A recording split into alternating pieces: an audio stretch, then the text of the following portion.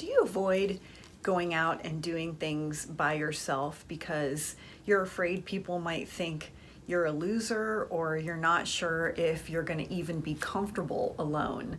Well, that's what we're going to talk about on this episode of One-Derful Life.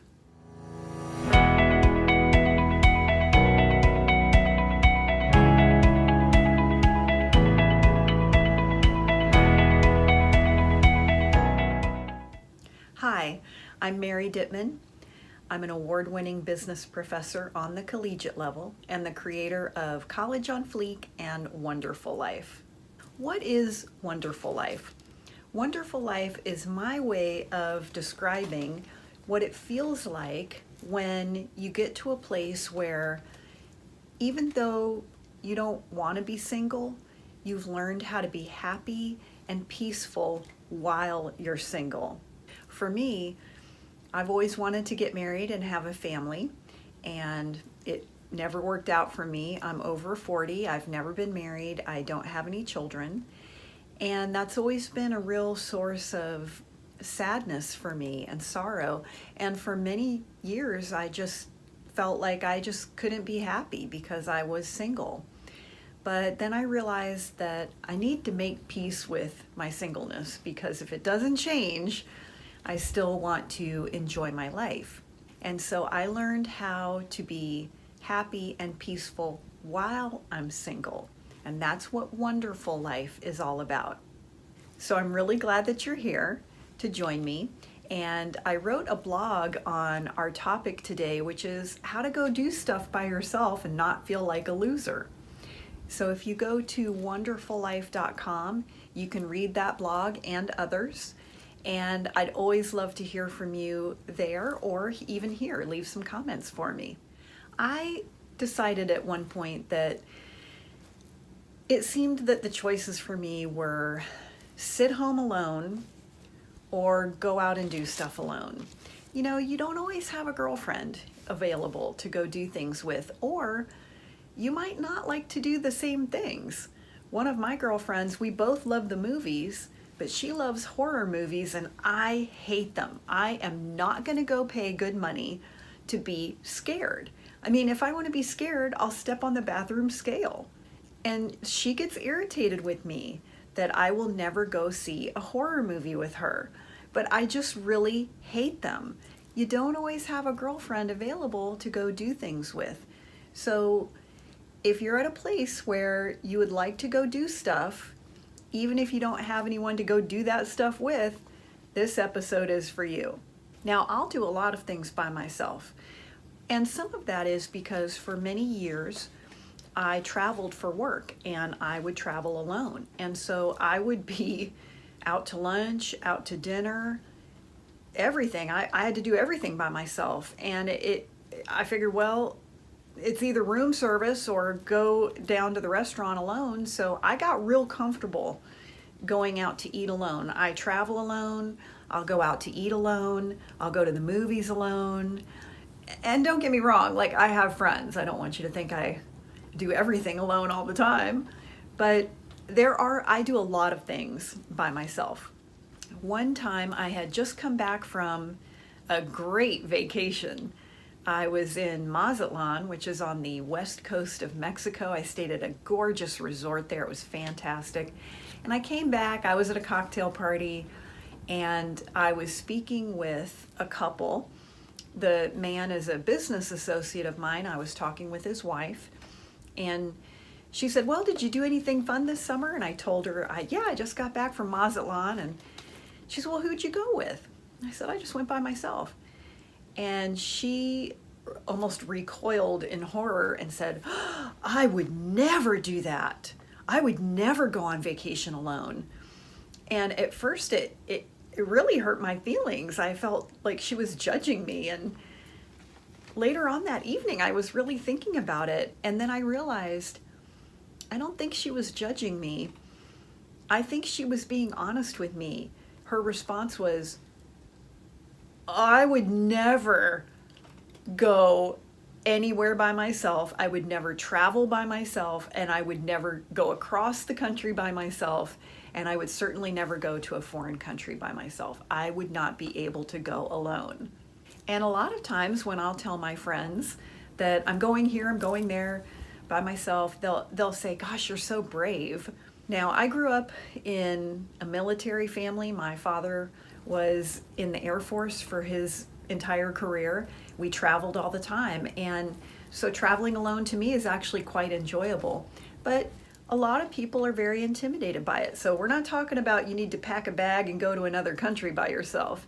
Let's start with some smaller things closer to home. First of all, you have to decide if you're even willing to do things by yourself. If you're not, it's fine. There's no pressure here. It's your life. You can do what you want to do. But if you're like me and you saw things going on in life and you thought, man, I'm missing out. Like, I want to go do some stuff, and it's either going to be sit home alone or go do some fun stuff alone. If you're ready to go do stuff alone, here's some ideas. I will pretty much go to any event by myself with a couple of exceptions. One exception is I don't go to black tie events alone unless it's related to work. I just kind of feel like, to me, going to a black tie event alone is kind of like going to the prom by yourself. Now, like I said, I do go to black tie events for work, and in those cases, I usually prefer to go alone because I'm very picky about who I bring as a date to work functions, because I want to make sure it's someone who's not going to embarrass me and that I'm not going to have to, pick up off the floor because he spent too long at the free bar. But otherwise, I won't, like when I hear about a gala in town or a ball, I never go to those by myself. Although Cinderella went to the ball by herself. And frequently when there's like a big kind of festival going on, I frequently won't go to something like that by myself, just because it's more fun a lot of times to go with a friend. One thing to keep in mind when you're doing things by yourself: safety first. And you want to make sure that you are going to places where you're going to be safe, going to events where you will be safe. Now, I don't drink, so I don't have to worry about accidentally having too many cocktails and then putting myself in a situation of danger. But nonetheless, even though I don't drink, I am careful that I don't leave my drink at the bar or the table when I go to the ladies' room. That's usually when, if somebody's gonna slip something in your drink, that's when they'll do it. I take my drink with me, or when I come back, I get a fresh one. I research. If I'm going on vacation alone, I tend to stay at a nice place. I research where I'm going, and I make sure that I'm in a safe environment. Now, when I travel, I like to valet park my car. That's just something that makes my life easier. I also find it to be safer. But if that's not your jam and you're going to park your own car, make sure, and this goes even when you're not traveling, just when you're going out anywhere, make sure that you remember where you're parked and that you're parked in a safe place. And if you're not feeling comfortable, most areas you can find, like if you're at the mall, for example, or a lot of hotels, maybe if you need to walk out to your car and you're not feeling comfortable, you can frequently find a security guard who will escort you to your car. And just a note, if you are traveling alone, I always make sure that I do not tell people where I'm staying. Normally at a hotel, they will not say your room number out loud when you're checking in. They will write it down on the paper and say, this is your room. But I have had instances where if the clerk slips and says, you're in room such and such, and there's people behind me, I'll say I need a new room because you just said my room number. So I don't give out my room number. I'm very aware of my surroundings, and that is something that you need to know. If you're going to be going out by yourself, you need to stay alert. Start with some activities that are what I call single friendly. I love going to the movies by myself. Because, listen, you go to the movie theater and maybe you're with your friend, but once the movie starts, like, I don't want to talk to anybody. I don't want my friend talking. I don't want to talk. I don't want to be bothered by her on her cell phone. So when I go to the movie theater, I'm fine. I prefer to go alone because I can just totally zone out during the movie. Nobody is going to bother me or interrupt me, and I can just really enjoy myself. And when you walk into the movie theater, if you walk in by yourself, most people assume that your date or your friend or whoever went to the bathroom or they're getting something at the snack bar. And when you sit down by yourself, nobody's sitting there watching you going, well, what is she doing? In fact, most people, even at the movie theater these days, are only looking at one thing, their phone. So don't worry about, well, what are people going to think about me? Go to the movies. That's a great way to start. Another idea, go to a symphony or a play. Again, once you are at the event and the event starts, nobody's talking anyway. So it doesn't really matter if you're sitting next to someone or not. I love to go to the symphony. I love to go to plays by myself because, again, I don't have anyone else next to me who's going to disturb me while I'm trying to enjoy the performance.